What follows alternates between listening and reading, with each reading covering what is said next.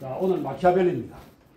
저희 마키아벨리를 전에도 뭐 다 한 번씩은 읽어보신 분들 많으실 겁니다. 아니면 적어도 이름은 들어봤을 겁니다. 마키아벨리라는 말이 뭐 서양의 한비자다. 뭐 또 아니면 또 한비자가 뭐 동양의 뭐 마키아벨리다. 뭐 이런 이야기 들어보셨을 테고요. 저희 많이 들어보셨을 테고. 그리고 이 마키아벨리가 근무술수라든지 뭐 이런 그 부분에서 그렇게 다 이해를 하고 계실 겁니다. 저도 상당 부분 그렇게 이해를 하고 있었고, 한 번은 꼭 이거를 잘 정리를 해가지고 여러분들에게 소개를 해드려야 되겠다라고 생각을 하고 이번에 독한 마음 먹고 한번 제대로 붙잡았습니다.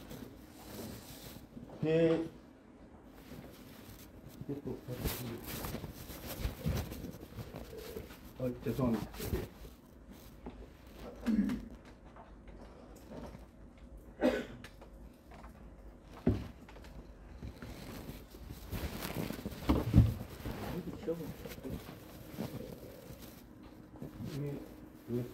좀 자전거 뜨게 되어 있는데, 그치? 제가 이 책을 보니까 이 군주론 책을 한 두 번 보고 영문으로 된 우리 그 글을 이래 보다 보니까 좀 이해가 안 되는 부분은 제가 영문도 한번 찾아봤습니다. 그리고 이 김상근 교수가 쓴 마키아벨리라는 이 책도 한번 마키아벨리 개인에 관한 그 책도 좀 봤고요. 그리고 강의를 김상근 교수 그라고 곽차석 교수, 박상석 교수의 강의들을 제가 쭉 체리 CEO와 뭐 유튜브 이런 데 찾아 이 세 분의 강의가 가장 그래도 볼만했습니다. 나머지 뭐 다른 부분들로 이렇게 좀 있긴 있었는데, 그래 이렇게 보고 이분들의 강의를 여러 번 또 반복해서 또 들어봤습니다. 그래서 한 달 동안 죽기 살기로 정리를 했습니다. 그래서 이제 이분들의 그 통찰이나 또 오랫동안 연구해 오신 그것을 제가 초월할 수는 없지만 적어도 저분들의 생각과 다른 또 여러분들에게 맞는 그런 그 내용으로 좀 정리를 할 수 있겠다라고 생각해서 이제 어제 아침에 그 강의 자료를 마지막으로 탈북을 했습니다. 이거 이제 이 마키아벨리는 악마의 교사다, The Teacher of Evil이라고 하기도 하고 근무술수의 대가고, 어떤 사람들은 근대 정치 사상을 낳은 천재다. 고대 옛날의 중세나 고대의 정치와 확실히 구분되는 근대 정치. 이 근대 정치는 그 권력자와 아니면 그 국가의 이익을 위해서 다른 많은 부분들을 정의라는 부분을 다르게 이제 표현하는 것이 근대 정치죠. 그리고 이 책이 워낙 또 내용이 그런 종교라든지 아니면 국가의 왕도 정치라든지 이런 거와 어긋나는 점이 많기 때문에 이 교황청에서 1559년에 금수로 지정을 했습니다. 근데 이거는 마키아벨리 다른 여러 가지 책들이 많은데 모두 다 금수로 처리를 했고요. 그래 이 보면 이제 마키아벨리아니즘이라는 말이 있어요. 마키아벨리주의인데 이거를 이제 사전에 찾아보면 뭐 대중을 조작하고, 그리고 도덕적으로 좀 무신경하고, 그리고 공감 능력이 없고, 자기 이익에 대한 전략적으로 아주 집착하는 것, 이런 거를 마키아벨리주의라고 이야기를 하고요. 또 마키아벨리안이라는 말이 있습니다. 그리고 이거는 형용사인데 마키아벨리의라는 뜻이죠. 그리고 군주론이 정치적 이론에 따른 편의주의, 교활함, 이중성 등의 방법을 구사하는 이런 식으로 표현됐습니다. 그리고 지금 이게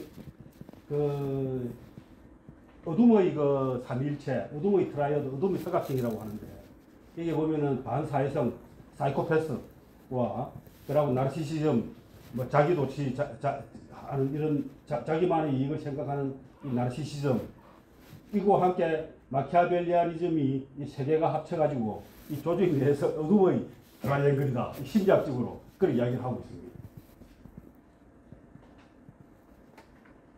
그래 지금 보면 마키아벨리가 어떤 사람인가를 이제 조금 알려면은 이 사람이 1498년에 이제 피렌체의 공무원이 되는데 그 당시의 지도가 이렇습니다. 그러니까 이 로마가 오랫동안 아주 세계를 지배하면서 아주 강력한 힘을 발휘했었는데 이게 중세로 넘어오면서부터 힘이 약해져가지고 이 조그만 전부 각 그 도시국가들로 작은 국가, 아주 작은 군주국으로 이렇게 쪼개졌습니다.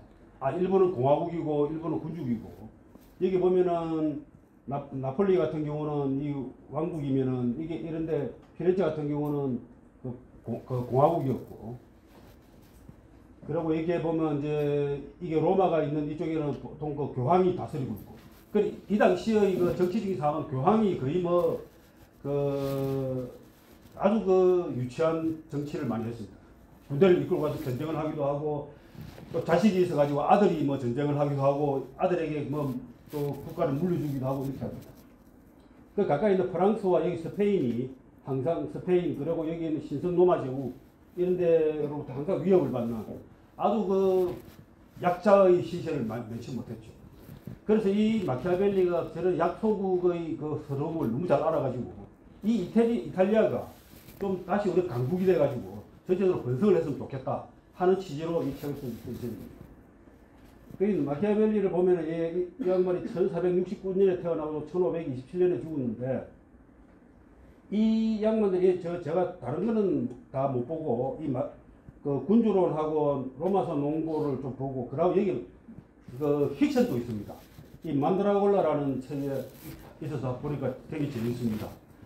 그러니까 이 마키아벨리가 굉장히 그 위트가 있고, 그리고 저 창작적인 재능이 아주 뛰어난 그런 사람인 것 같습니다. 만드라골라라는 소설이 뭐냐면, 뭐 우리나라 인삼 비슷한 그 같은데, 이거를 먹으면 그 임신을 할 수 있는데, 이걸 먹은 사람과 하루 자고 나면은 그다음 그 사람이 8일 내에 죽는답니다. 그래가지고 이제 이 말을 이걸 속여가지고, 그러니까 나이 많은 그 어떤 남자의 아주 아름다운 젊은 여자를 사랑하는 그 남자가 그와 욕심을 채울 수 있도록 도와주고 하는 아주 흥미진진한 이야기를 만들어올라라는 소설인데, 뭐 그런 것도 있고, 이거 다 소설들이 있습니다. 그래서 이 사람이 아주 다재다능했고, 단지 이 사람은 군주도 아니었고 단지 한 공무원에 불과했습니다. 그런 사람이 왜 이런 책을 쓰게 됐는가 하는 것도 좀 흥미 있게 보시면 되겠습니다. 자, 이 마키아벨리 책에 가만히 보면은 69년에 태어났고, 자기 아버지는 이 법률가라고 하는데, 그다음에 공정인이다, 뭐 변호사다, 뭐 이런 말도 표현하는데, 그 당시에는 그런 것을 복합적으로 일을 했던 것 같습니다. 굉장히 가난한 집안이었고, 자기 아버지가 책을 하나를 이래 사줄 형편이 안 돼가지고, 열심히 다른 일을 해줘가지고, 노동을 해줘가지고 책을 구해왔는데, 그게 리비우스의 그 로마사인데, 그 로마사를 보고 그 책을 하나 구해주니까 이 평생을 그 마키아벨리가 그걸 읽고 로마서 농구라는 책을 씁니다. 그래가지고 1494년에 프랑스가 침공했는데, 이 피렌체는 자기들은 플로렌스라고 그러죠. 이 피렌체를 침공했는데, 이때 이제 있던 피렌체의 지배 군주가 그 유명한 메디치가입니다. 메디치가 쫓겨나죠. 이 메디치가 쫓겨나가지고 스페인으로 가게 됩니다. 그래 그때부터 이제 공화국이 되게 됩니다. 공화정은 주권이 국민에게 있는 것이고, 군주국은 그 주권이 군주에게 있는 것이죠. 그래서 공화국이 되게 되면은 이제 국민들이 지도자를 뽑아가지고 정치를 하게 만듭니다. 그래 그 당시에 그 유명한 사보나롤라라는 수도사가 있었는데, 이게 이제 파퓰리즘에 아주 대가죠. 그래가지고 백성들을 헷갈리게 해가지고 자기가 군주가 됐는데, 군주가 아니고 정치 지도자가 됐는데, 나중에는 별짓을 다 합니다. 마지막에는 화형, 불에 대한 것을 가지고 경쟁을 하자 이런 것도 해가지고 나중에 끝내 사형을 당하고 맙니다. 그 다음에 이 사람이 쫓겨나고 나서 그 다음에 소델미 정권이 들어섰는데 98년도입니다. 이때 제2서기장의 임명이 됩니다. 나이가 20몇 살밖에, 28살밖에 안 됐는데, 제2서기장이 된 것은 마키아벨리가 라틴어라든지 이런 데 굉장히 뛰어난 재능이 있었기 때문에 그렇습니다. 그 다음에 이제 나중에도 나올 텐데, 체사레 보로자라는 사람을 이때 만납니다. 체사레 보로자는 그 마키아벨리가 아주 이상적인 신생 군주국의 군주로서 그 표본으로 삼은 사람입니다. 그 다음에 다시 1512년에 스페인이 침공해가지고 프랑스가 철수해버리니까 이 메디치 사람들이 다시 돌아옵니다. 그래서 이제 공직에서 해고되는데 14년 동안 근무를 하고 쫓겨납니다. 그리고 1513년에 또 체포되고 투옥되고 고문당하고 이렇게 3일이 되는데 이때 메디치 가문을 쫓아내기 위한 업무에 가담했다는 이유로 그렇게 고문을 당하는데 그 고문이 뭐냐면 이겁니다. 스트라파도라는 건데 이 스트라파도는 뭐냐면 사람을 이렇게 매달아 놓고 이 왜 날개 꺾기 있죠. 등 뒤로 이렇게 밧줄을 매놓고 이렇게 올린 다음에 그 번지 점프 하듯이 그대로 자유낙하를 시킵니다. 그리고 요 끝에까지 와가지고 딱 멈추죠. 그 저렇게 하면 거의 뭐 이 어깨 탈구가 되고 아주 엉망이 될 텐데 이걸 6번을 당했다고 합니다.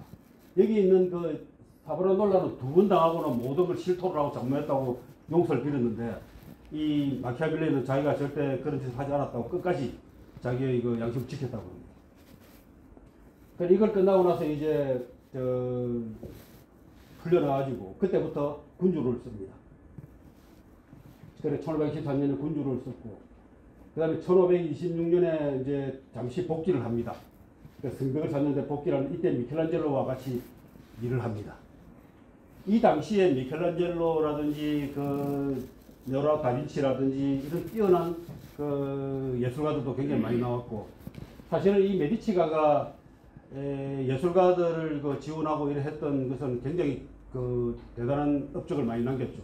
그래서 저 플로렌스 쪽이 전체가 그 그 예술품이 지금도 뭐 거의 박물관 수준으로 존치되고 있는 게 이 메디치가의 도움입니다. 그 다음에 1527년에 스페인이 침공해가지고 메디치가 또 축출됩니다. 다시 되돌아오긴 하지만 그 해에 6월 21일 날 사망을 합니다. 그 마키아벨리의 일생은 이렇습니다. 자, 이제 군주론 이야기를 들어가 보죠. 군주론은 보면은 이게 1513년에 저술됐는데 출간되기는 1532년에 출간됩니다. 마키아벨리가 1527년에 죽었기 때문에 죽고 나서도 5년 후에야 세상에 빛을 보게 됩니다.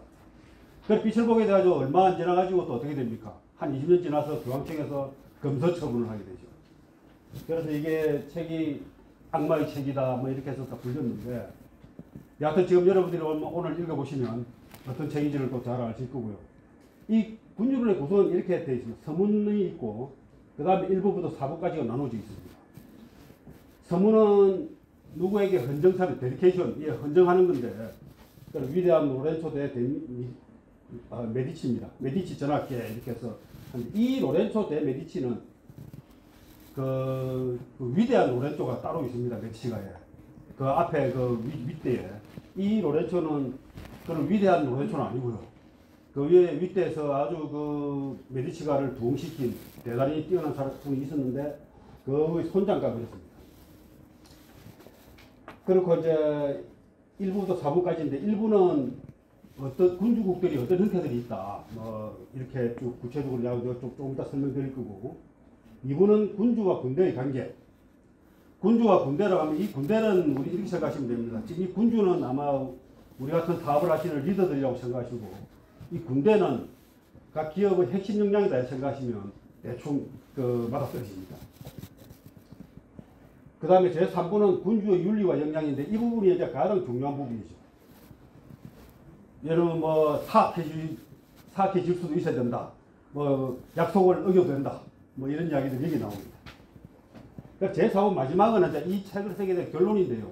결론인데 이탈리아가 어떻게 왜 이렇게 약속이 되고 쪼개졌는지 그리고 우리가 이탈리아를 다시 부흥시키려면 어떻게 해야 되는지 이런 이야기들을 여기 담고 있습니다. 이렇게 해서 쭉 하고 제가 부분적으로 이렇게 설명해 드릴 겁니다. 자, 서문을 한번 보시죠. 서문은 앞에 예를 들어서 위대한 로렌초 대 메디치 전하께 니콜로 마키아벨리가 올리는 걸 여기 전하라는 말은 아니다. 이 메그니피센트라고 하는 게 전하가 아니고 그냥 대인이다, 어르신이다, 뭐 이런 뜻으로 높은 사람이다 이렇게 하는데 뭐 이거는 뭐 우리가 그렇게 따질 필요 없고 학자들이나 따질 일이고 자, 이 보십시오. 이분이 이제 지금 이 로렌토 도 메디치가 자기 앞에 삼촌이 처음에 이 메디치 군주로서 돌아왔는데 한 몇 년 있지 않아 빨리 죽어버렸습니다. 그래서 이제 자기 조카인 로렌토 도 메디치가 이걸 물려받았는데 이 사람에게 이제 이 책을 이제 바치는 거죠. 원래는 앞에 줄리아노 데 메디치에게 바치려고 했던 거를 근데 못 바치고 이제 바치는 겁니다. 실제로 바치는지 그건 잘 모르겠어요. 군주의 총애를 받으려는 자는 대부분 자신들이 가장 값지다고 생각하거나 군주가 가장 기뻐할 것이라 여기는 선물과 함께 군주를 아련하는 것이 관리입니다. 그래서 저 또한 전하를 향한 충성심의 정부로서 선물을 준비하였습니다. 그러니까 이제 로렌토가 취임을 하게 되니까 이제 선물을 가지고 이제 만나러 간 겁니다. 다들 뭐 온갖 보물이든지 선물이 가져와서 만나겠죠. 근데 마키아벨리는 이렇게 이야기합니다. 제가 지니고 있는 것들 중에서 오랫동안 겪어온 사건들을 통해 알게 되었거나 고대 제도의 꾸준한 연구를 통해 알게 된 위인들의 업적에 관한 지식보다 더 가치 있고 소중한 것이 없음을 알게 되었습니다. 저는 그러한 업적들에 대해 오랫동안 관심을 기울여 왔으며 또 연구해 왔습니다. 그 결과물을 한 권의 소책자로 정리하여 전하께 바치고자 합니다. 책으로 만들어 바치겠다는 겁니다. 여러분 한번 가만히 한번 생각해 보십시오. 옛날에 그 군주가 된 사람들이 저런 책을 가져오고 보물이라고 가져오면 어떻게 생각하겠습니까? 그렇지만 이 마키아벨리는 굉장히 자부심을 가지고 있었던 거죠. 자기가 이런 책을 하나 정리해 썼다는 것에 대해서. 그는 어떤 보물보다도 더 귀한 것이다라는 자부심이 여기 딱 실려 있습니다. 그래서 신분이 낮고 비천한 자가 감히 군주의 통치를 논하고 규정하라는 것을 주제는 여기시지 않기를 바랍니다. 네, 그래서 풍경을 그리는 사람이라면 산맥과 고지대의 특징을 살펴보기 위해서는 낮은 곳에서 있어야 하고, 낮은 곳에서 올려봐야 하고, 평원을 살펴보기 위해서는 산 꼭대기에 있어야 합니다. 이와 같은 이치로 백성의 본성을 잘 파악하기 위해서는 군주가 되어야 하고, 군주의 자리에 있어야 하고, 군주의 본성을 잘 파악하기 위해서는 백성이 되어야만 하는 것입니다. 그러므로 저의 뜻을 헤아리시어 이 작은 선물을 받아주십시오. 사실 이 내용에서 제가 중요한 부분만 뽑아왔지만 높은 데서도 볼 수 있어야 되고 낮은 데서도 볼 수 있어야 된다. 자기는 다 봤다는 이야기 아니겠습니까? 자, 이제 1부부터 이야기하겠습니다. 마키아벨리 군주를 처음부터 읽어보면 그렇게 신통한 이야기는 없는 것 같다 이런 느낌이 들 정도로 앞부분이 좀 약간 심심합니다. 그럼 1장은 이렇습니다. 모두 국가는 공화국이거나 군주국이다. 군주국은 세속군주국이거나 신성군주국이다. 이렇게 해서 딱 구분을 나갑니다. A는 모든 군주국은 A 아니면 B다. A는 내가 어디서 다음에 이야기했으니까 B에 대해서 이야기하겠다. B는 또 B1 또는 B2다. 이런 식으로 설명해 나가는 거죠. 계속. 세속군주국과 신성군주국인데 세속군주국은 통치에 별로 어려움이 없다. 왜 그러냐면 자기 대대로 그 동네에서 계속 지배를 해왔기 때문에 백성들의 신임도 얻었을 것이고 인간적인 관계도 매우 잘 유지되어 있을 것이기 때문입니다. 그리고 여기서는 3장에서 5장까지는 혼합군주국에 대해서 이야기를 합니다. 혼합군주국은 여러 가지 다양한 복합적인 건데 병합을 하거나 식민지로 또 통치를 하거나 정복을 하거나 이런 경우입니다. 여기에 대해서도 봐야 될 이야기들이 있긴 합니다만 우리 리더들에게는 그게 딱 주목할 만한 내용은 별로 없습니다. 가장 중요한 게 6장과 7장입니다. 신생군주국입니다. 신생군주국이라고 한다면은 우리가 처음 사업을 일으킨 사람들과 같다고 생각하시면 됩니다. 사업을 우리가 처음 일으킨 사람들이 사업을 여러분 어떻게 하십니까? 처음 시작할 때 어느 날 어떤 큰 기업에서 이걸 좀 납품을 어디 받아야 되겠다 이렇게 할 때 그거 내가 하지 하고 한 사람도 있을 것이고 어떤 좋은 아이디어나 기술을 개발해 가지고 이거를 전 세계에다 한번 퍼뜨려 봐야지 하는 아주 당찬 포부를 가지고 한 사람도 있을 겁니다. 여러 가지 뜻이 있을 텐데 이게 두 가지를 나누습니다. 자신의 능력으로 나라를 세운 군주가 있습니다. 자신의 능력. 이걸 비르투라고 합니다. 이게 나중에 비르투에 가서 좀 더 구체적으로 설명을 할 텐데요. 자기가 그러니까 이런 경우는 좋은 아이디어, 좋은 발명 아니면 좋은 조직 이런 걸 가지고 이제 시작을 보통 하게 되죠. 그 다음에 타인의 조력과 행운으로 나라를 세운 군주입니다. 그러니까 큰 대기업에서 여기 납품을 해달라 이런 겁니다. 제가 창업을 하게 된 것도 사업을 시작한 것도 아마 그런 저는 실장과 비슷합니다. 제가 변리사가 되고 나서 뭐 일을 하고 있으니까 삼성전자에 찾아와가지고 당신이 우리 일을 좀 해줬으면 좋겠다. 그래가지고 그 당시만 해도 삼성전자라는 일이 그렇게 매력적인 일이 아니었습니다. 그 대기업 일이 막 까칠하고 단가는 싸고 영 재미가 없었는데 그래서 미루고 있었는데 뭐 몇 번 그 사람들이 찾아와가지고 이야기하는 바람에 그 계속 하다가 나중에 하고 싶은데 못할 것 같아가지고 에이 해버리자고 한 게 지금까지 와 흘러갔습니다. 그래 이런 경우가 타인의 조력이나 행운으로 되는 거죠. 자 그럼 여러분이 자신의 능력으로 나라를 세운 군주하고 타인의 조력과 행운으로 나라를 세운 군주하고 어디가 더 힘들겠습니까? 더 불안하겠습니까? 예? 비루뚜겠습니까? 포르투나겠습니까? 아이네 걸려. 네? 그렇죠. 맞습니다. 이게 행운의 신, 행운의 포르투나라고 하는데요. 행운의 운이 좋아가지고 사업을 하게 된 경우가 굉장히 위태롭다는 거예요. 그래서 이 군주론에서 가장 중시하고 있는 게 이 포르투나에 의한 그 나라를 세우는 겁니다. 자신의 역량이 있는 경우에는 그 역량으로 어려움을 헤쳐나갈 수 있습니다. 그래서 예를 들면 어딘가에 납품을 하는 회사가 됐다고 한번 생각해 보십시다. 평생 그 회사 그 발주업체에 휘둘리면서 살아야 됩니다. 그 벗어나지 못합니다. 그래서 호랑이 등에 타고 있는 것과 똑같죠.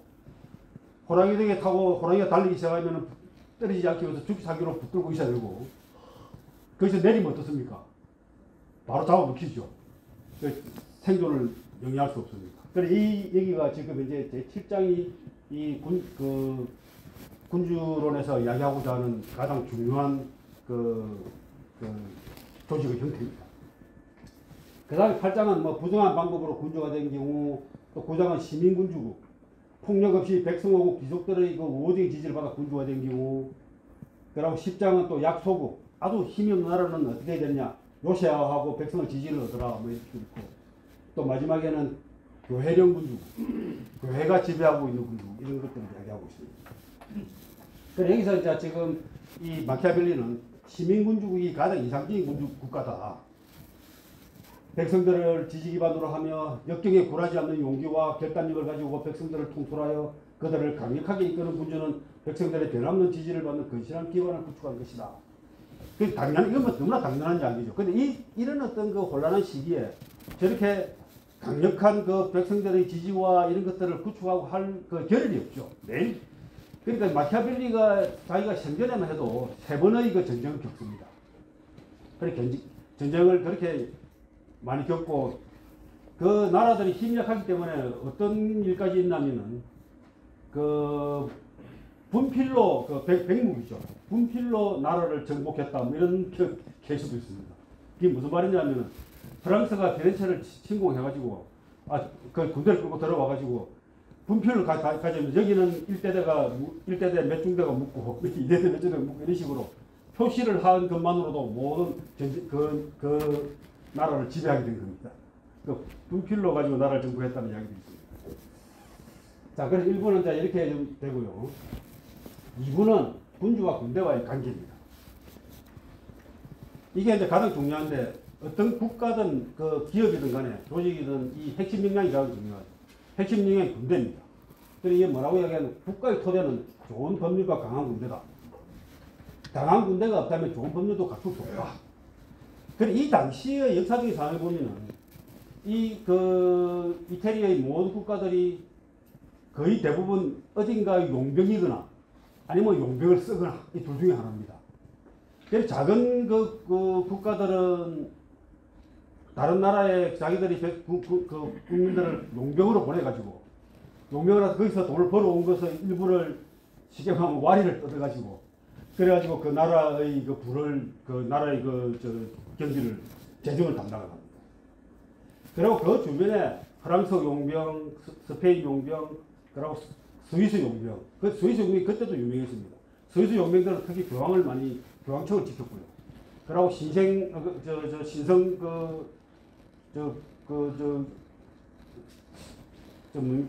독일 신성 로마 제국 거기서도 많은 그 용병들이 오고 심지어 영국에서까지 그 용병들이 와가지고 이제 그 나라의 그 도시국가들의 그 치안이나 아니면 그 전쟁을 담당했습니다.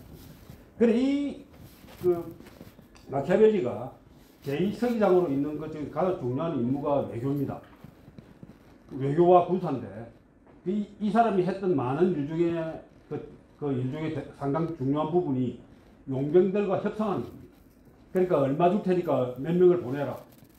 그러고 그 사람들이 뭐 얼마 달라고 하면 깎고 가서 또 이 또 그 협상을 하는 요령도 시간을 잘 이용하는 거. 그러니까 시간을 끌면 용병들이 더 아쉬워한다. 그래가지고 그 협상을 유리하게 이끌고 이렇게 하는 것들이 많이 나옵니다. 그래서 자기 군대가 없는 경우가 이 이태리 많은 그 국가들의 취약한 점이었습니다. 이렇게 이야기합니다. 용병과 외국 지원 부대는 아군들과 함께 있을 때만 용감하지만 적들과 맞추면 비급해진다. 평화로울 때 그들에게 시달리고 전쟁이 벌어지면 적들에게 시달리게 된다. 기가 막힌 통찰력이죠. 그래서 용병은 절대 안 된다. 자기의 군대를 가져야 된다는 게 이 사람들의 이야기입니다. 한번 여러분이 사업을 할 때 똑같죠. 우리가 설계 능력과 모든 이런 그 제품을 개발할 능력이 있으면은 우리 실력으로 하면 되는데 남들이 준 도면과 뭐 금형이나 이 가지고 그대로 만들어 납품하게 되면 어떻습니까? 그 사람들이 도구가 될 뿐이죠. 그와 똑같은 이야기입니다. 지원군은 용병보다 훨씬 더 위험하며 그들을 끌어들이는 것은 파멸을 예약하는 것이다. 지원군은 완벽하게 결속되어 있으며 타인의 명령에만 복종하기 때문에 자기 나라 군주에게만 명령을 듣는 거죠. 이쪽에 와가지고는 지원을 받는 쪽의 명령은 안 듣는, 자기 마음대로 행동하는 거죠. 그래서 용병이 가장 위험한 경우는 그들이 비겁함을 보일 때이고 지원군이 가장 위험할 때는 그들이 용맹함을 보일 때이다. 이렇게 이야기를 하고 있습니다. 이게 이제 실제로 그 기업들 간에도 우리가 어떤 그 공동으로 기술 개발하거나 아니면 M&A를 한다든지 뭐 이런 여러 가지 상황이 있어가지고 큰 기업의 어떤 조직이 들어와가지고 이 회사에 들어와서 함께 뭐 공동으로 일을 하게 될 때 딱 그런 상황입니다. 그런 상황이 와가지고 큰 기업의 한 조직이 연구 조직이 와가지고 이 회사의 기술을 파악하고 같이 협업을 하자 이렇게 하다 보면은 며칠 가지 않아가지고 이 회사 내에 있는 모든 기술 다 틀립니다. 여러분 그걸 예상하시죠? 그런 상황을 아마 좀 보신 적 있을 겁니다. 그런 경우입니다. 그래서 여기는 지원군이 가장 위험할 때는 그들이 용맹함을 볼 때, 그들이 실력이 있을 때입니다. 그게 개념입니다. 그러고 적극적일 때. 외국의 군대를 이용해 정복에 성공하는 것보다는 차라리 자신의 군대를 패배하는 것이 낫다. 무슨 말이겠습니까? 우리가 패배를 하면은 패배한 것이 학습이 돼가지고 우리가 이 실패를 하면은 배운 것을 다시 반복하면은 또 다시 또 우리가 싸워볼 수 있고 싸우고 해도 패배하면은 다시 배우고 이렇게 해서 그 전쟁의 경험이 우리의 실력으로 축적이 되는데 남의 힘으로 이겨놓으면은 그건 위태로운 거죠. 그래서 남의 군대를 가지고 성공하는 것보다 자신의 군대를 패배하는 것이 낫다고 하는 겁니다.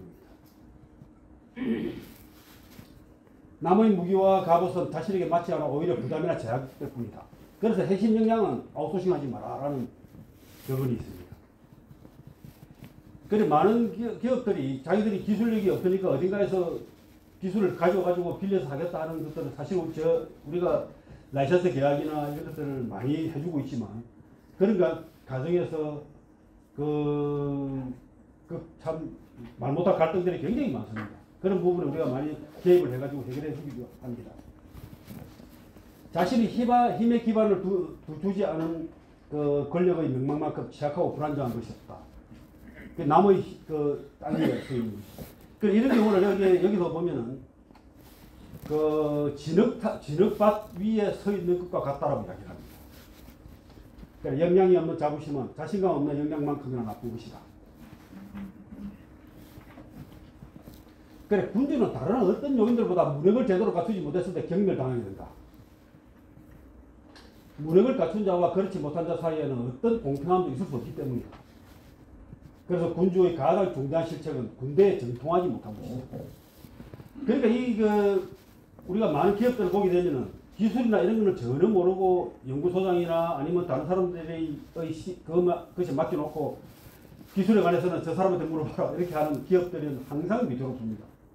예를 들면 그 사람들이 그 나와가지고 언젠가는 수틀리면은 다시 나와 독립을 하거나 이렇게 할 수가 있죠. 그래서 군대의 가장 중요한 실책은 군주의 가장 중요한 실책은 군대에 전통하지 못한 것이다. 그래서 제가 이 칼럼을 쭉 쓰고 있는 중에 칼럼 중에 어떻게 씁니까? 특허 통수권이란 말 쓰고 있죠. 그 기업의 그 리더라면, 기업의 경영자라면 반드시 특허에 대한 지배권을 가지고 있어야 됩니다. 그래서 특허 통수권이라는 이름으로 제가 10번의 칼럼을 쭉 써왔죠. 아마 계속 쓸 겁니다. 정신적인 훈련을 위해서 군주는 역사서를 읽어야 된다. 특히 위대한 인물들의 행적을 연구해야 된다. 여러분들 지금 그렇게 하고 있죠? 우리 아리아가 그렇게 하고 있지 않습니까? 아리아가. 네. 그래 여러분들은 이 특허 통수권과 아리아에 대해서 여러분 우리하고 항상 기억 저하고 토론하고 있는 겁니다. 그래서 자신의 힘을 구축하라. 역사와 위인들에서 배워라. 이게 지금 그 마키아벨리가 굉장히 중시하고 있는 거예요. 마키아벨리가 또 이렇게도 이야기했습니다. 이게 1513년에 공격에 쫓겨난 마키아벨리가 로마에 있는 자기 베토리라는 친구에게 이렇게 편지를 썼는데 이렇게 써놨습니다. 저녁에 집으로 돌아오면 서재에 들어간다네. 흙과 문지가 묻은 옷을 벗고 관복으로 갈아입지. 그리고 관복으로 정장을 하고 자기가 서재로 들어가는 겁니다. 옛 성현들의 정원으로 들어가면 그분들의 따뜻한 환대를 받는다네. 홀로 맛볼 수 있는 지혜의 음식을 들며 그분들과 대화를 나누면 나는 다시 태어난다네. 나는 그분들에게 주저없이 질문을 드리지. 왜 그때 그렇게 행동했는지, 그 숨긴 이유가 무엇인지를. 그러면 옛 성현들은 내게 친절히 대답을 해주신다네. 그렇게 그분들과 함께하는 그 4시간 동안은 조금 더 힘들지 않네. 모든 시름을 잊고 가난도 두려움도 죽음의 공포조차도 느끼지 않지. 그러니까 이 마키아벨리가 하는 가장 자기가 생활하는 가장 중요한 시간은 하루에 4시간 동안 관복을 딱 입고 자기 서재에 들어가서 이런 그 고전을 읽는 겁니다. 고전을 읽으면서 이 옛 성현들과 대화를 나누는 겁니다. 여러분들은 또 그렇게 하시죠? 한 달 하면서 그래도 여기 와서 이거라도 하십시다. 네. 예, 아주 그러니까 이 마키아벨리가 이 군주론이 저렇게 강력한 그 호소력을 가질 수 있는 것은 이 사람의 노력이 있었기 때문에 그런 겁니다.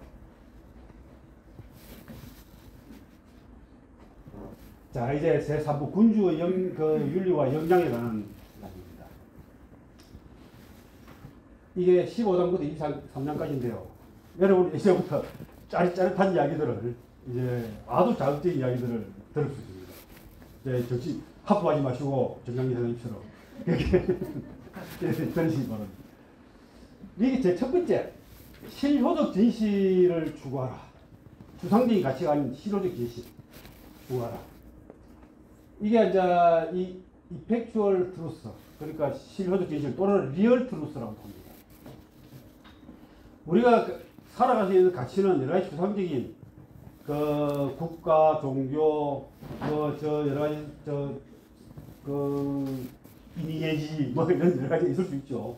이런 많은 어떤 추상적인 가치들이 존재하지만 그 가치가 아니라 당장 당신 눈앞에 있는 발 앞에 떨어져 있는 그 실효적인 현실적인 진실 그걸 봐라. 그게 집중하라고 이렇게 이야기합니다. 인간이 어떻게 사는가와 인간이 어떻게 살아야 하는가는 분명히 다른 문제다.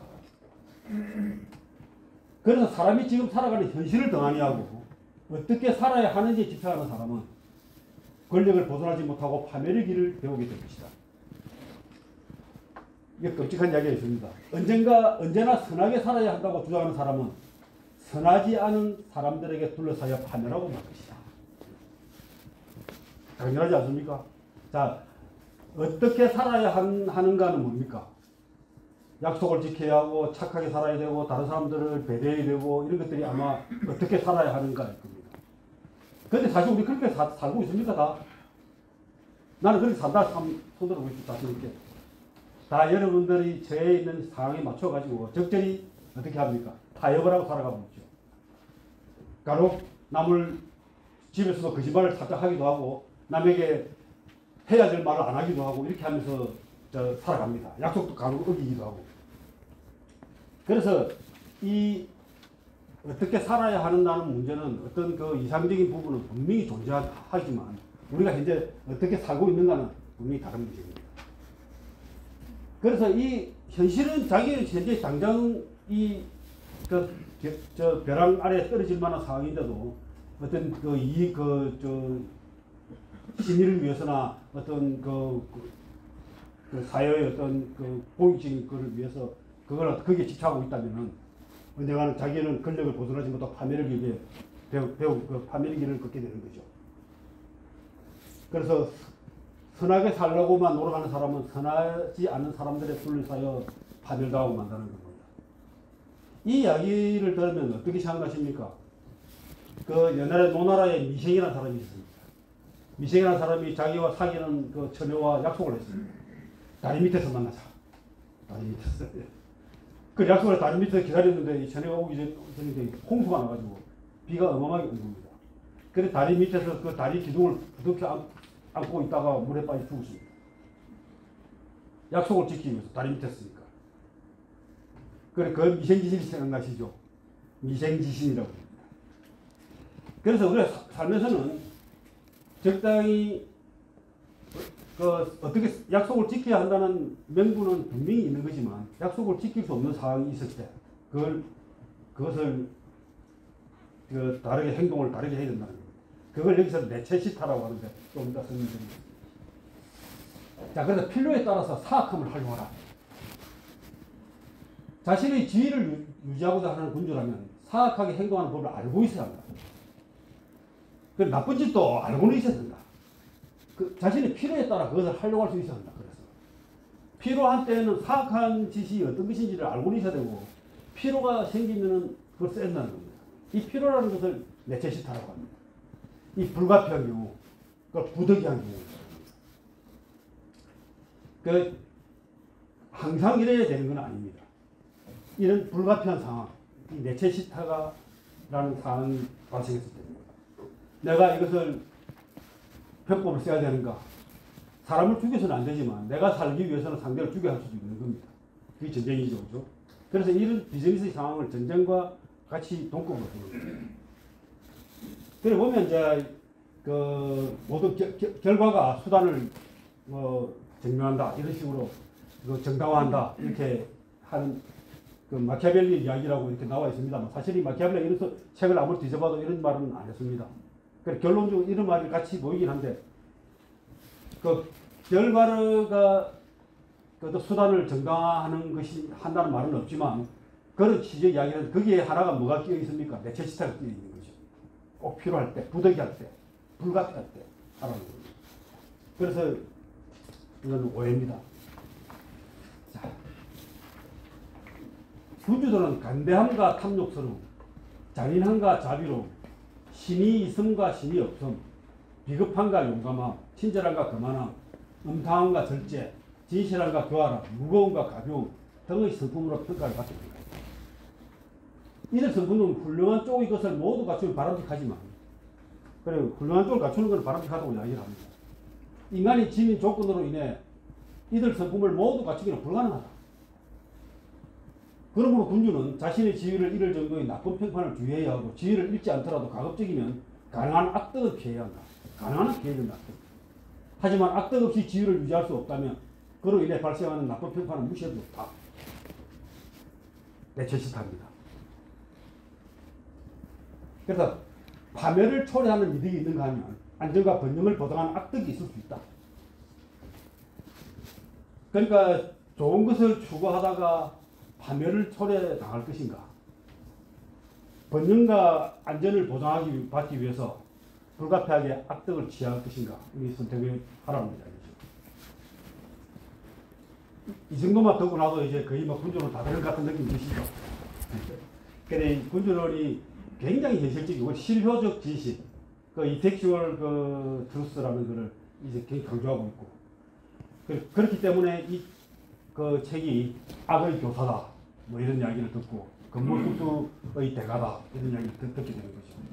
사실은 이 말고도 한비자에서도 이런 유사한 내용들이 상당히 많이 나옵니다.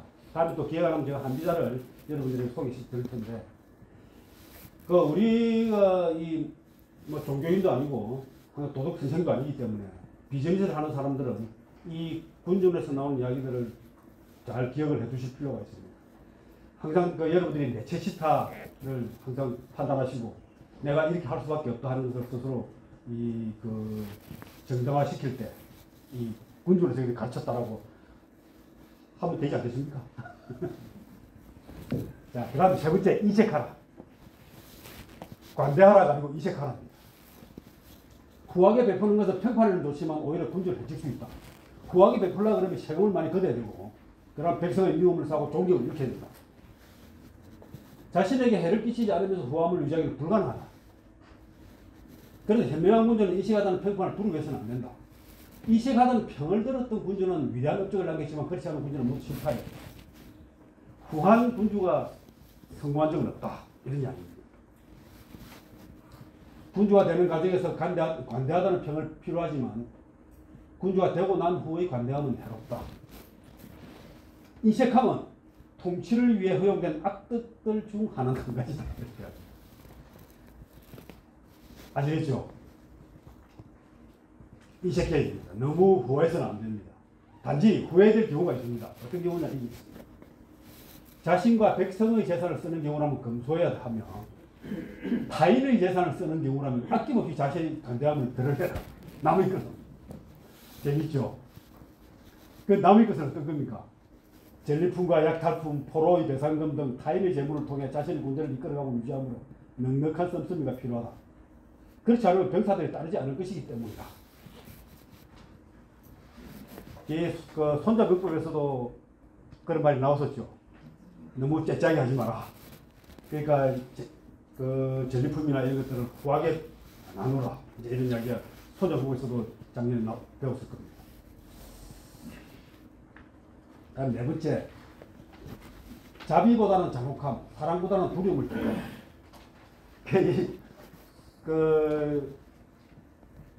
군주론에서 가장 많이 인용되는 말 중에 하나이기도 합니다.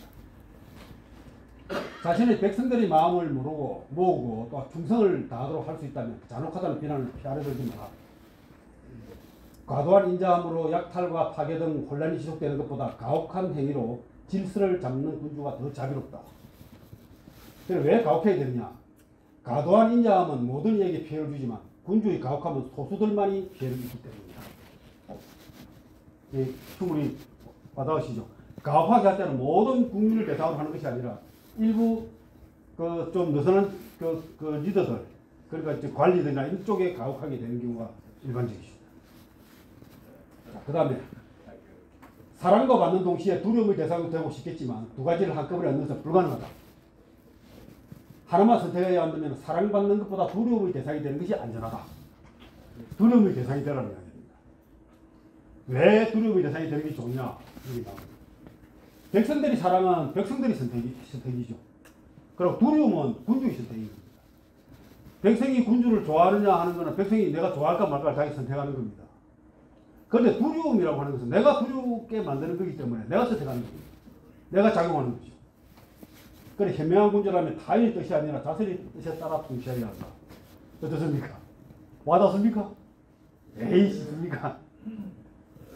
그러니까 이 당시의 이 나라의 현실을 다 생각하셔야 됩니다. 워낙 많은 군주들이 있었고요. 그러고 어느 아침에 다른 나라에 잡아먹힐 수도 있었고 살아남아야 됐습니다. 지금 우리 비즈니스 현실과 너무나 닮았지 않습니까? 여러분 자칫하는 순간에 이 회사가 멸망이 오갈 수가 있습니다. 그렇기 때문에 여러분들이 이 부분을 웃고 넘길 만한 사람이 아닙니다. 그 다음에 약속을 지키는 것보다 신의보다는 배신을 택하라. 약속을 지키고 속이지 않으면 정직한 것은 찬양받을 일이다. 그러나 위대한 업적을 이룬 군주들은 약속을 중시하지 않았고 기만을 통해 사람을 속이는 데 능하였다. 그들은 결국 신의를 지킨 사람들을 제압하였다. 위대한 업적을 이룬 군주들은 약속을 꼬당꼬당하게 지킨 사람들을 제압해가지고 자기들이 업적을 이뤘다는 이야기입니다. 이 그 마키아벨리가 14년 동안 외교를 담당하면서 여러 나라를 돌아다니며 협상을 하고 이렇게 하면서 이 군주들이 그 약속을 쉽게 어기고 하는 것들을 너무나 많이 봤습니다. 그러니까 우리가 이런 사정이 바뀌기 때문에 우리 약속을 지킬 수 없다. 우리가 법에도 그런 게 있습니다. 그 사정 변경의 원칙이라는 게 있습니다. 또 신의 성실의 원칙이라는 것도 있고. 그 우리가 약속한 것을 갖다가 신의와 성실로서 지켜야 한다는 원칙이 있지만 사정이 바뀌어가지고 도저히 지킬 수 없다. 그럼 사정 변경의 원칙에 의해서 이 신의 성실을 지킬 수 없다는 것을 그 항변을 할 수가 있습니다. 그래서 그 항변을 하게 되면은 약속을 안 지켜도 되는 겁니다. 그 우리 법이 그렇습니다. 그래서 이런 이제 그 예를 들면은 프랑스의 뭐 루이 2세라든지 이런 사람들 만나고 협상하러 갔는데 이런 들어보니 실컷 약속을 해놓고 그 같이 지진도 찍고 이렇게 돌아왔는데 좀 이따 보니까 우리 그거 도저히 안 되겠다 하고 어기는 경우를 수도시 본 겁니다. 그거 말고도 뭐 재산의 보로자라든지 그러고 뭐 스포르자라든지 이런 그 군주들을 만나가지고 하다 보면은 이 실무자 입장에서는 환장을 하는 겁니다. 이런 이야기를 많이 경험하는 거죠. 이 후흑학이라는 책이 있죠. 여러분 후흑학이라는 게 이 두꺼울 후자에 금을 흑자입니다. 얼굴은 두껍고 심장은 시커멓다는 뜻입니다. 명후심흑입니다. 명후심흑의 약자인데 이 후흑학이라는 책이 있습니다. 그 중국 역사에서 큰 업적을 이룬 많은 사람들이 얼굴은 두껍고 마음은 검었더라. 특히 그 중에 이제 대표적인 사람이 그 유방이라든지 장개석이라든지 뭐 유비라든지 뭐 조조라든지 이런 것들이 지금 쭉 다 나옵니다. 그래서 큰일 이루는 사람들은 얼굴은 뻔뻔하고 마음은 시커멓다. 이런 이야기. 생각하시고 후학도 한번 보시기 바랍니다. 약속이 자신에게 불리해지거나 약속을 한 이유가 사라지면 약속을 지킬 수도 없을 뿐더러 지킬 수도 안 된다. 군주는 약속을 지키지 못한 것에 대해 정당한 이유들을 언제나 만들어낼 수 있다. 군주들은 약속을 지키지 못한 이유를 만들어낼 수 있다. 신이 없는 군주들에 의해 파기되고 무효화된 협정과 약속들의 사례는 수없이 많다. 다만 군주를 바라보는 사람들에게 지극히 자비롭고 신의가 있으며 정직하고 인간적이며 신앙심이 깊은 사람을 보여야 한다. 보이기는 이래 보여야 된다는 겁니다. 매일 약속을 어기는 사람이라고 낙이 지키서는 안 된다는 거죠. 사람들은 군주를 눈으로 보고 판단할 뿐 손으로 만져보고 체험하여 판단하지 못하기 때문이다. 그게 참 재밌는 말이죠. 이것도 아주 그 마키아벨리 군주론에 아주 인용이 많이 되는 중요한 코트 중에 하나입니다. 그 다음 여기서도 이제 지금 재밌습니다. 인간과 짐승, 사자와 유물을 싸우는 데는 두 가지 수단이 있다. 하나는 법률에 따른 것이고 하나는 힘에 의존하는 것이다. 법률과 힘에 의존하는 것이다. 첫 번째 법률에 의존하는 것은 사람에게 어울리는 것이고 힘에 의존하는 것은 짐승에 어울리는 것이다. 그러니까 인간적인 방법과 그 동물적인 방법이 있는데 그 인간적인 방법은 법을 가지고 따지는 거고 동물적인 방법은 힘으로 싸우는 것이다. 첫 번째 방법만으로는 다양한 상황을 감당하기 충분하지 않기 때문에 두 번째 방법에 의존할 필요가 있다. 그 전쟁을 하는 게 다 동물적이지 않습니까? 야만적이죠. 그래서 이 법과 힘을 의존해야 되는데 동물적인 방법도 써야 된다. 그럼 동물적인 방법은 뭐 해야 되느냐? 군주는 짐승과 인간의 성품을 현명하게 사용하는 방법을 알아야 되고 또 짐승의 중에서는 여우와 사자의 성품이 필요하다. 인간적이어야 하고 또 동물적이어야 하는 야만적이어야 하는데 야만적일 때는 또 두 가지가 있다. 사자와 여우를 배우라. 사자는 함정을 피할 수 없고 약지 못하기 때문에 힘은 셌지만 여우는 약아가지고 여우는 늑대를 피할 수 없기 때문에 그래서 이 함정을 피하려면 여우가 될 필요가 있고 늑대를 놀라게 하려면 사자가 되어야 한다. 힘도 가지고 꾀도 있고 힘도 있어야 된다는 이야기입니다. 그저 사자의 역할만 하려는 군주는 모든 일의 본질을 제대로 알지 못한다. 이 챗GPT한테 그려달랬더니 이렇게 그려줍니다. 자, 이게 우리가 인간이기 때문에 인간적인 해결책도 항상 추구를 해야 되지만 이것만 가지고는 충분하지 않기 때문에 야만적인 동물적인 해결책도 가지고 있어야 된다. 그러면 동물적인 있을 때는 항상 힘이 좋은 사자만 가지고 되느냐? 그렇지 않다. 여우와 같은 꾀도 있어야 된다. 그러니 사자는 덫을 발견하지 못해가지고 걸려가지고 아주 그 나무의 꾀에 넘어가기도 쉽지만 여우는 꾀가 있기 때문에 그 힘은 약하지만 늑대를 피할 수 없지만 그 꾀로 가지고 덫에 걸리지는 않는다. 그래서 이 두 가지를 조합해야 된다는 이야기입니다. 참 절묘한 이야기죠. 여러분 이제 마음속에 사자와 늑대도 키워야 되고 인간도 키워야 되고 다 키워야 됩니다. 제가 이 옛날에 리더 이동국 사자와 칼럼을 전에 썼던 게 있습니다.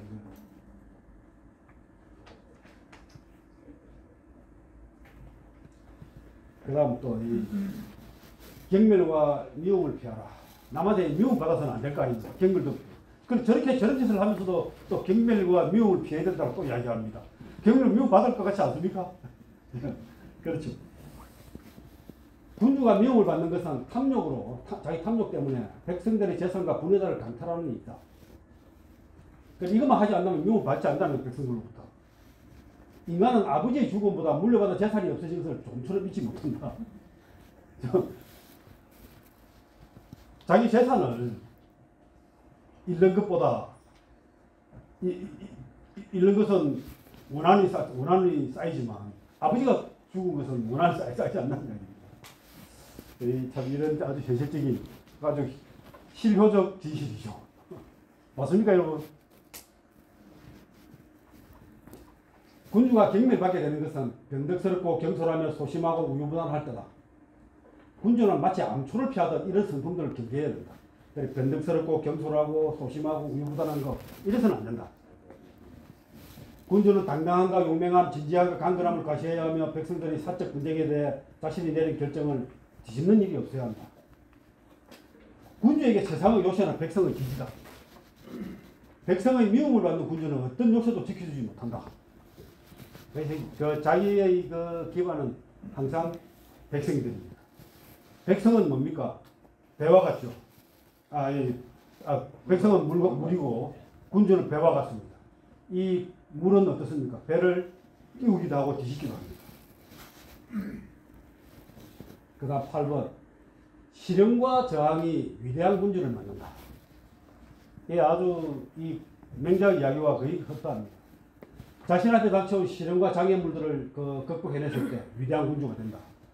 운명의 여신 포르투나가 적을 강하게 하고 군주를 상대로 음모를 꾸미게 만드는 것은 신생군주를 위대하게 만들기 위함이다. 그러니까 군주에게 시련을 가하고 시련이 생기는 것은 이 신생군주를 위대하게 만드는 것이다. 맹자도 이런 말 똑같은 말을 했었죠. 사람에게 어려움을 갖다 겪게 하는 것은 그 사람에게 큰 일을 맡기기 위한 준비 절차다라고 합니다. 그래야 신생군주는 적을 제압함으로써 적들이 놓아준 사다리를 타고 더 높은 곳으로 오르게 된다. 그러니까 적이 공격이 오고 이러는 것이 우리한테 시련이 아니라 그거를 제압하고 적이 만들어준 사다리를 타고 더 높은 곳에 오르는 것이다. 그래서 시련이나 이런 장애나 이런 것들을 축복으로 느껴야 된다는 것이죠. 포르투나가 준 축복입니다. 행운의 신이 준 축복. 이게 굉장히 참 의미 있는 이야기죠. 더 재미있는 이야기였습니다. 그래서 현명한 군주는 기회가 날 때마다 교묘한 전략으로 적대 세력이 형성되게 조장한 후 그들을 진압함으로 자신의 명망을 높인다. 자기를 한테 시비를 걸라고 이걸 조장을 하는 겁니다. 그래가지고 제압을 해가지고 자기의 이름을 높이는 겁니다. 이거는 그야말로 근무술수라고 하지 않을 수가 없습니다. 근무술수의 대가라는 말을 듣지 않을 수 없습니다. 이런 말을 보면. 그래서 실행과 저항 없이는 위대한 군주도 없다. 솔직히 그렇지 않습니까? 한 번도 싸우지 않고 편안하게 들어누워가지고 세계 챔피언이 될 수는 없는 겁니다. 수도 없이 싸우고 이게 지고 이기고 해서 남을 제압함으로써 비로소 챔피언이 되는 거죠. 매일 매선 체조만 국민 도수 초조만 해가지고 챔피언이 될 수 있겠습니까? 싸워서 이겨야 됩니다. 자, 그 다음 9번. 이것도 또 재밌는 이야기네요. 강자와 동맹을 맺지 마라. 중립보다 확실한 동맹이 낫다. 약간 더운 것 같은데. 온도를 좀 낮춰. 제가 열받아서 그러나. 저 혼자 열을 내가지고. 군주는 자신이 진정한 동맹인지 아니면 확실한 적인지를 밝힐 때 존중을 받는다.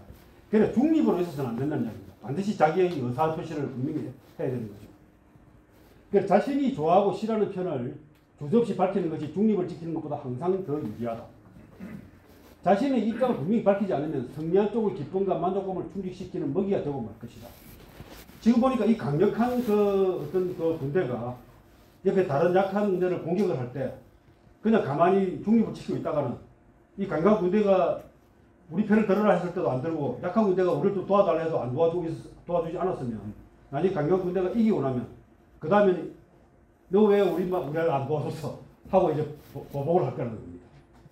그래서 먹이가 되고 마는 것이죠.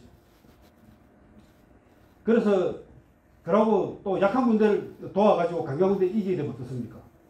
그걸로 해서 얻는 성취감이 굉장히 클 겁니다. 그러고 강자와 동맹을 맺지 말라는 것은 어떤 뜻이냐면 피치 못할 상황이 아니라면 다른 국가를 공격하기 위해 자신보다 강력한 군주와 동맹을 맺어서는 안 된다. 만약 승리를 거두면 거의 수중에 들어가고 말 것이기 때문입니다.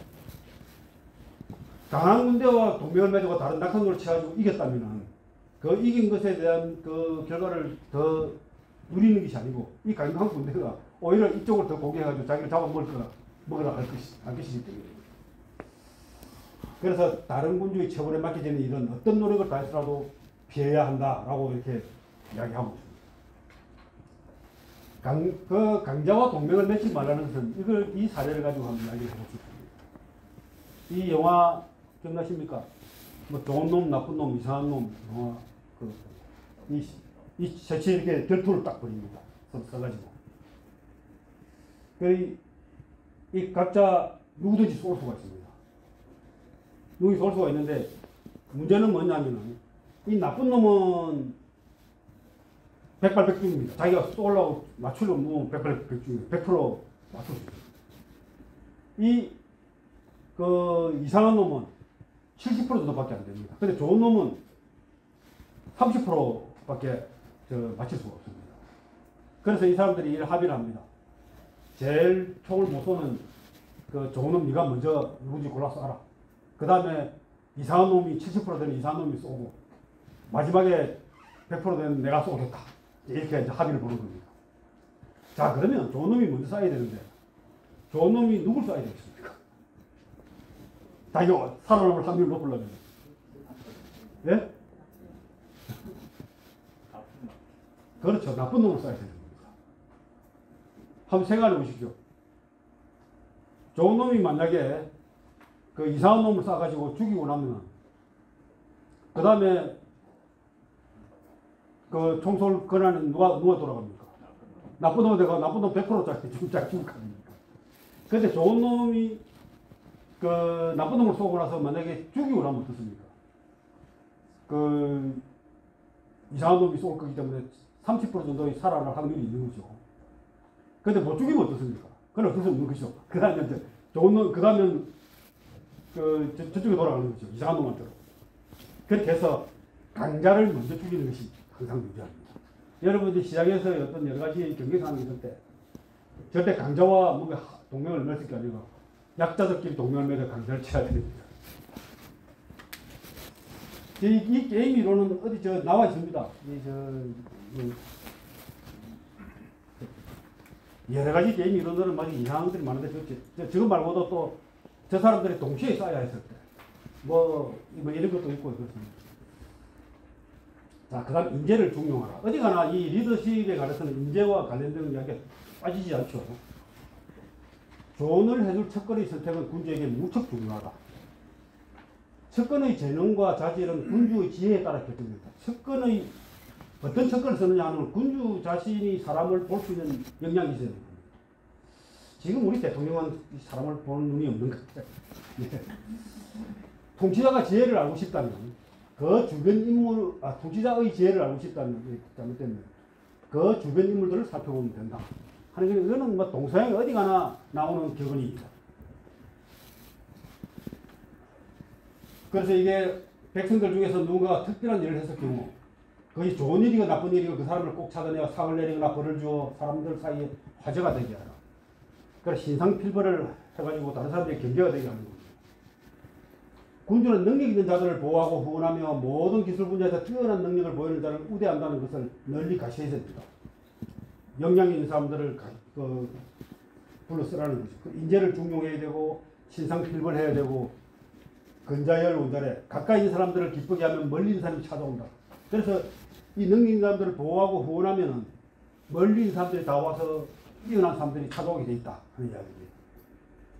이거는 이런 이야기들은 뭐 동서양을 불문하고 이 인재에 관한 이야기는 빠지지 않습니다. 리더십에서.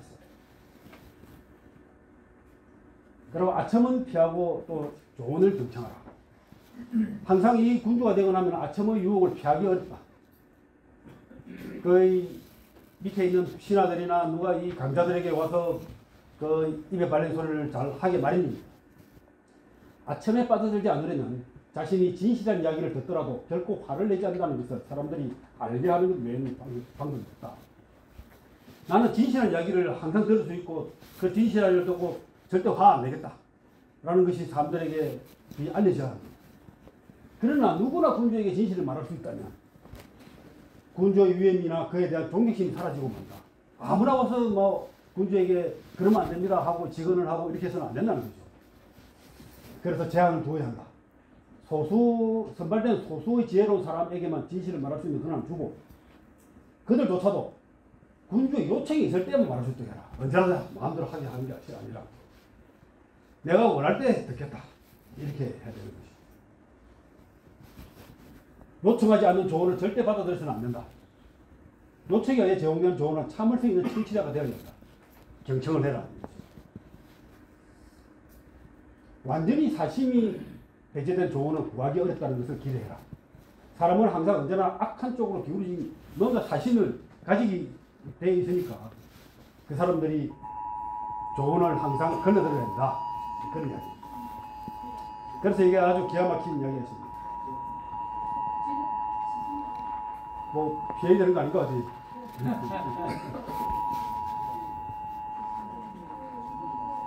훌륭한 조언이 현명한 군주를 만드는 것은 아니다.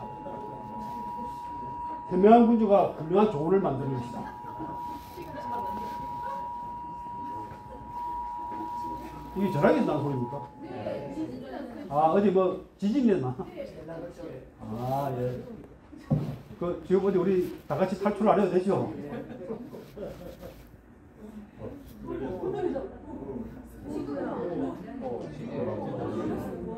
와. 그러게. 와. 이거 아직 포항에 시추도 안 했는데 벌써 이렇게 그 전에 그 포항에 지진이 일어날 때 그 왜 저 지열 온수를 해가지고 발전을 하는 것을 하다가 그랬다 해가지고 그 중단됐지 않습니까? 그래서 시추하는 것도 이 지금 좀 위태롭다 하는 이야기들이 있는데 어떨지 모르겠어요. 자, 뭐 그럼에도 불구하고 우리는 죽기 살기를 공부합니다. 그 훌륭한 조언이 현명한 군주를 만드는 것이 아니고 훌륭한 군주가 훌륭한 조언을 만든다. 이걸 여러분 명심하시기 바랍니다. 굉장한 말이죠. 아주 이 특별한 지혜입니다. 자, 이렇게 이제 그 다음에 이제 사실상 이 책의 그 마지막 그 가르침인데 제 25장, 24장부터 25장까지는 이제 이 그 마지막 결론입니다. 25장에 이런 말이 나옵니다. 만사가 운명의 신, 그 프로투나의 지배를 받기에 인간의 지혜로는 어찌할 수 없느니 그저 그 운명에 맡게 한다고 생각할 수 있다. 그러나 운명이 삶의 반을 주지하더라도 적어도 나머지 반은 인간에게 맡겨져 있다. 그러니 자유의지를 사라지게 해서는 안 된다. 이 포르투나라고 하는 것은 이렇게 둥근 구슬 위에 공에 올라가서 있고 이 돛대를 달고 있고 이렇게 있습니다. 그 지금 여기는 없는데 이게 어떤 데는 눈을 가리고 있습니다.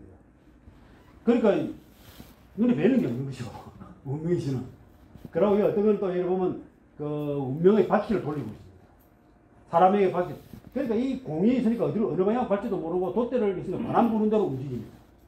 그리고 또 심지어는 눈이 보이지 않아가지고 어디 운명을 자기가 운명의 여신이 누군가를 베풀어 주는지 어떤지 저 생각도 없습니다. 그렇기 때문에 운명이라는 매우 랜덤하게 우리에게 오는 겁니다. 그래서 그런 그 운명의 여신이 이래 그 우리는 운명에 따라 산다라고 한다면, 그러니까 운에 맡긴다면 이 바람 부는 대로 움직이는 것은 옳지 않다. 적어도 운명의 여신이 한 반쯤 정도의 우리 운명을 좌우한다면 나머지 반은 인간이 우리가 결정하는 것이다. 우리 의지에 따라. 그래서 자유의지를 사라지게 해서는 안 된다. 이렇게 이야기하고 있습니다. 예, 그래서 어떻게 설명하고 있냐면, 운명의 여신 포르투나는 격렬하게 넘치는 강물과 같아. 강물이 넘치면 평원을 뒤덮고 나무와 집을 파괴하며 땅을 휩쓸어버립니다. 강물이 본성이 그래 하더라도 사람들이 제방과 꾹을 쌓아 미리 예방을 하면 강물은 수로를 따라 흐르거나 세력이 약해져 위험하지 않게 된다. 그러니까 아무리 강물이 운명의 신이 강물 같다 하더라도 우리가 뚝을 쌓고 제방을 쌓으면 그 물은 그걸 제방을 따라 흐르게 된다는 겁니다. 운명도 마찬가지다. 운명은 그에 맞서 견뎌낼 제방이나 뚝이 준비되어 있지 않은 곳에서 힘을 집중하여 그 위력을 드러내는 것이다. 제방이나 뚝이 없는 곳으로 흘러가가지고 그쪽으로 갖다 망가뜨리지. 우리가 자유의지로 제방과 뚝을 쌓아준다면 어떻습니까? 그쪽으로는 우리가 원하지 않는 방향으로는 흘러가 버린다는 거죠. 그래, 이게 포르투나인데, 이 포르투나는 여성입니다. 이와 반대로 이제 포르투나에 대처하는 데는 용의주도함보다는 가감한 행동이 낫다. 포르투나는 여성이기에 그녀를 정복하려면 비루트를 써서 거칠게 다룰 필요가 있다. 옛날이니까 여러분 여성분들 화 내셔도 됩니다. 사실은 거칠게 다룬다는 말이 원문에는 사정없이 좁혀가지고 말을 듣게 만들어라 이렇게 돼 있습니다. 그러니까 옛날에 하긴 우리 어릴 때만 해도 그렇지 않습니까? 여자와 명태는 사흘에 한 번씩 일제에 부드러워진다 이런 이야기 있었을 정도니까 저 시대에는 어린했겠습니까? 이게 또 재미있습니다.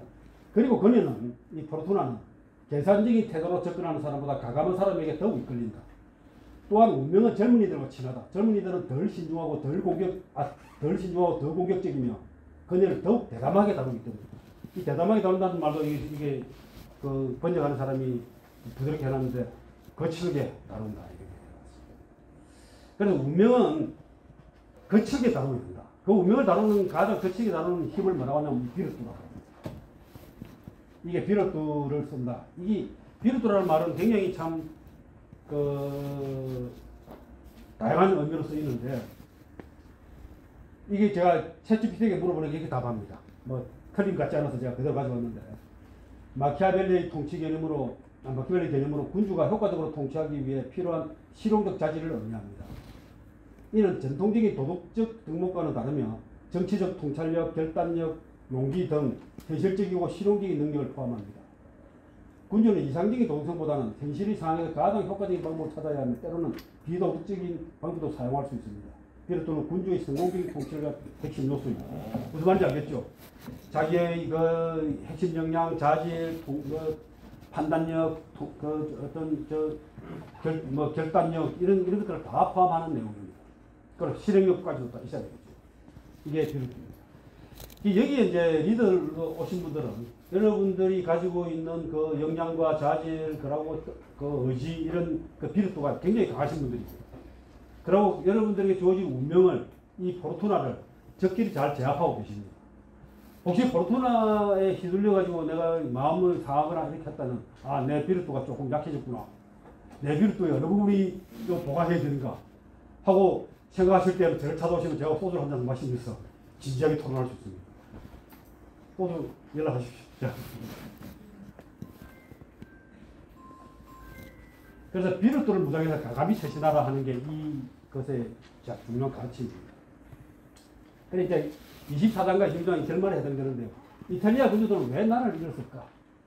나라를 잃은 자신들의 나태함을 탓해야 된다, 이런 의미가 있습니다. 그래 오로지 자신의 힘과 재능으로 설 수 있어야만 효과적으로 지속 가능하다 국가라고 하는 것은 모든 군주들은 다 마찬가지입니다. 그래서 이제 마지막 26장에서 이렇게 이야기합니다.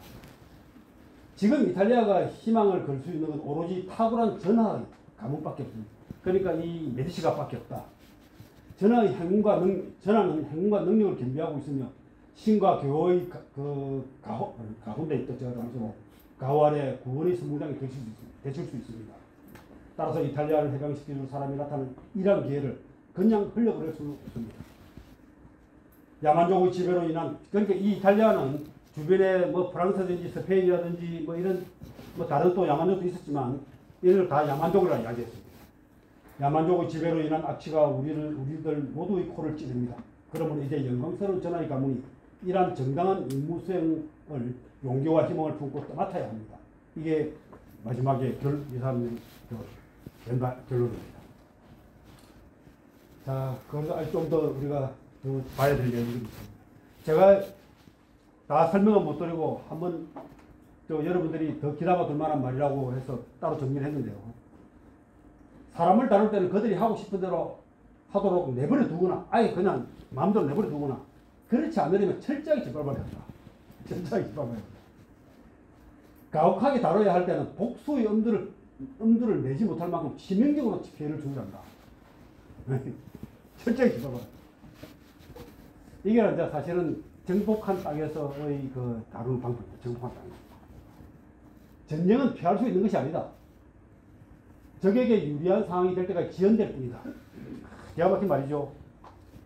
지금 우리가 만약에 평온하고 뭐 회사가 잘 돌아가고 뭐 비즈니스 괜찮다. 이럴 때는 무슨 사고가 터질 때를 기다릴 뿐입니다. 뭔가 아주 위기가 올 것을 기다리고 있을 따름입니다. 늘 탁월한 사람들의 행적을 따르려고 노력하고 모방을 통해 그들의 업적에 동일한 업적을 내도록 노력하라. 배워라. 모방하라. 이게 또 재밌는 말이 있는데요. 이 항상 비전을 가지고 사람들을 이끌어야 된다는 이야기입니다. 자신이 지닌 활의 세계를 잘 알고 있는 사력이 또 궁사처럼 처신하라. 궁사는 멀리 떨어져 있는 목표를 마치려 할 때 그 목표물보다는 더 높은 지점을 겨냥하여 목표물을 정확히 마친다. 우리가 올해 1조를 그 매출을 목표로 한다면 1조를 목표로 해가지고 안 된다는 겁니다. 2조나 3조 이렇게 목표를 해야만이 그 1조에 도달할 수 있다는 이야기입니다. 그리고 또 가해 행위는 단번에 시행하고 은혜는 조금씩 천천히 베풀라. 가해 행위는 단번에 전격적으로 실행되고 거듭되지 않아야 한다. 반복은 불안을 극도로 가중시킨다. 은혜는 조금씩 천천히 베풀어야 그것을 제대로 즐길 수 있다. 그러니까 쓴 약은 한 입에 펴 넣고 먹지 말고 그러고 맛있는 과자는 조금씩 내일 나중에 천천히 먹어라. 이런 이야기와 같은 이야기입니다. 그 옛날에 그 IMF 때나 그러고 저 경제 위기 때 그 많은 그 구조조정이나 이런 걸 할 때 있었죠. 그러니까 구조조정을 제일 실패하는 경우가 뭐냐면 조금씩 구조조정을 해나가는 겁니다. 사람들이 마음 직원들의 조직의 불안이 계속 유지되는 겁니다. 그래서 구조조정할 때는 한 방에 단건히 하고 보너스나 이런 거 줄 때에는 매일 나눠줘. 이렇게 나눠주는 게 한 방에 주지 말고. 인간은 일반적으로 감사할 줄 모르고 변덕스럽고 위선적이며 탐욕스럽다. 그래서 군주가 은혜를 베푸는 동안만큼만 충성을 바친다. 이 또 멋진 말입니다. 모든 정책은 불확실을 수반한다. 어떤 한 가지 어려움을 겪지 않고는 다른 어려움을 피할 수 없다. 따라서 신중하게 어려움의 정체를 파악하여 피해가 최소화될 수 있는 어려움을 선택하라. 그러니까 여러 가지 악마가 있으면 좀 덜 해로운 악마를 선택하라. 이 군주론이 우리가 배울 게 많다는 이야기는 이런 이야기들까지도 고려된 거겠죠. 그 다음에 마지막에 이제 체사레 보로자라는 말은, 이 사실은 체사레라는 말은 시저라는 말, 시저입니다. 그래, 시저를 배우겠다 하는 겁니다. 이 체사레 보로자와 마지막에 체사레 보로자를 몰락시킨 사람은 율리우스 2세입니다. 이 율리우스라는 것도 시저의 이름입니다. 그래, 두 시저가 싸운 거 비슷합니다. 그래서 체사레 보로자를 1502년에 그 외교관으로 있을 때 체사레 보로자를 만나서 한 3개월 동안을 협상을 합니다. 이 제사레 보르자가 로마니아 지역을 맡아가지고 이렇게 있었는데 피렌체를 공격하러 올 것이라 하니까 이 마키아벨리가 가서 이렇게 그 협상을 합니다. 이 제사레 보르자는 그 아버지가 그 알렉산드레 6세라는 교황입니다. 교황이 아들을 뒀는데 아들을 통해 가지고 이 대지 전체를 정복하겠다는 꿈을 꿨습니다. 그러니까 이때의 그 교황은 그 아주 그 야만적입니다. 그래서 이때가 그 1400년대 후반부터 종교 개혁이 일어나기 시작하죠. 그러니까 저 루터라든지 칼빈이라든지 이 사람들이 나타나가지고 이 종교 개혁을 하게 됩니다. 이 그 교황청이 극도로 부패했고, 그래서 이런 것을 이런 사람들 때문에 이 종교 개혁의 그 불씨를 당깁니다. 마키아벨리는 그 체사레 보르자의 별제 침공을 저지하기 위해서 그와 협상을 벌였는데 강한 인상을 받았어요. 근데 이 체사레 보르자는 젊은 사람인데 이랬습니다.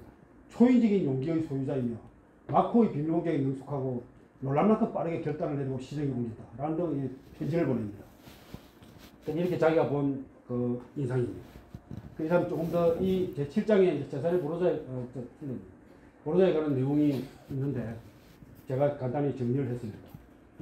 제사레 보르자는 아버지의 도움으로 받아서 그 지위를 얻었습니다. 그러니까 이게 포르투나로 해서 군주가 된 거죠. 포르투나의 군주인데, 그때 포르투나에 의해서 나라의 군주가 됐음에도 불구하고 굉장히 유능하게 그 지역과 백성과 이런 걸 장악하고 그렇게 했습니다. 그래 한 내용을 이 사람이 이게 정리를 잘 해놨습니다. 타인으로부터 제공받은 무력과 행운으로 차지한 영토에 뿌리를 내리기 위한 가능한 모든 수단을 동원하여 살아계신 유능한 사람이라면 당연히 수행했어야 할 조치를 다 취했음에도 이제 그 지위를 잃게 됐습니다. 이 세네갈리아 학세라는 것을 보면 이 자기들 용병을 썼는데 그때 다 그 용병 그 장수들이 이 배반을 하려고 하는 겁니다. 그러니까 이 장수에 배반하니까 이 그 체사레 보르자는 그 사람들을 일일이 한 사람 찾아와가지고 용서를 빕니다. 내가 나이도 어리고 경륜이 부족해서 그 여러분들에게 그 길배를 했다. 용서해달라. 당신들을 잘 존중할 테니까 이제 나를 잘 도와달라. 이렇게 다 해가지고 마음을 풀어놓고는 그 내가 우리 같이 식사나 한번 가게 하자. 크리스마스 날 불러가지고 자기 집 불러 모읍니다. 이 세네갈리아에다 불러 모읍니다. 그래가지고 다 앉혀놓고 이야기를 하다가 내 잠시 나갔다 오겠다. 그래가지고 잠시 나간 새에 병사들 들어가가지고 다 죽여버립니다. 학살을 해버립니다. 그래서 반상군을 한 방에 처치해버립니다.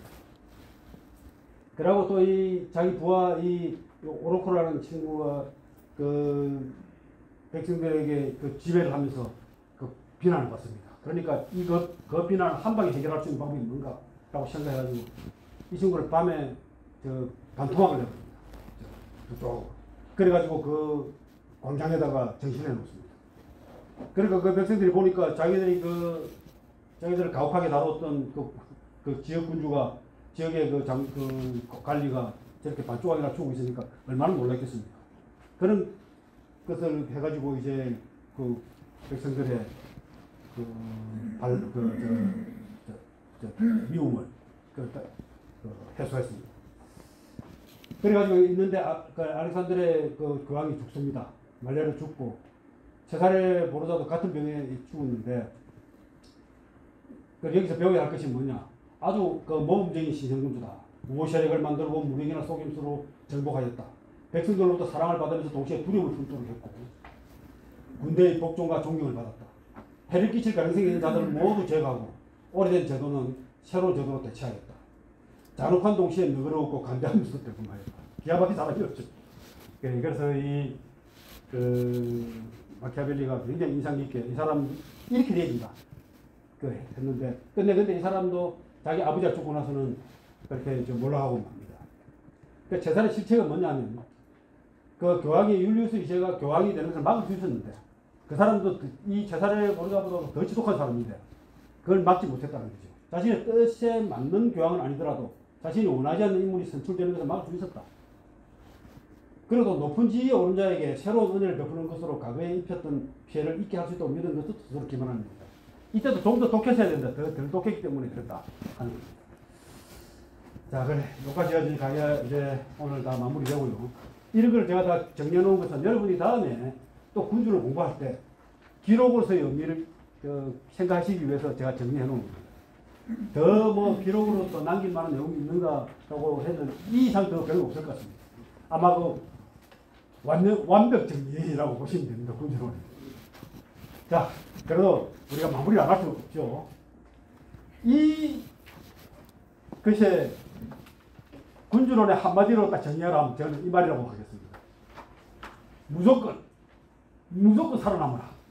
이걸 군주론의 마지막 한마디로 좀 이걸로 정리하겠습니다. 그런 생각이 드시죠? 네. 여러분들도 무조건 살아남아라. 이 군주론에서 배운 거 딱 한 가지라면 이거라고 생각하시면 됩니다. 자, 그 다음 이제 마지막, 그래도 한 번은 되돌아봐야 되지 않겠습니까? 제일 처음, 자신의 힘을 구축하라. 역사와 위인들에서 배우라. 실효적 진실을 추구하라. 필요에 따라 사악함을 활용하라. 인식하라. 자비보다는 잔혹함, 사랑보다는 두려움을 택하라. 신의보다는 배신을 택하라. 인간과 진성, 사자와 유무. 기억하시죠? 경멸과 미움을 피하라. 실행과 저항이 위대한 군주를 만든다. 강자와 동맹을 맺지 마라. 좋은 놈, 나쁜 놈, 이상한 놈 기억하시기 바랍니다. 인재를 중용하라. 아첨을 피하고 조언을 경청하라. 운명을 지배하라. 비르투를 무장하여 가감히 처신하라. 뭡니까? 포르투나를 제압하라는 거예요. 무조건 살아남으라. 이상입니다.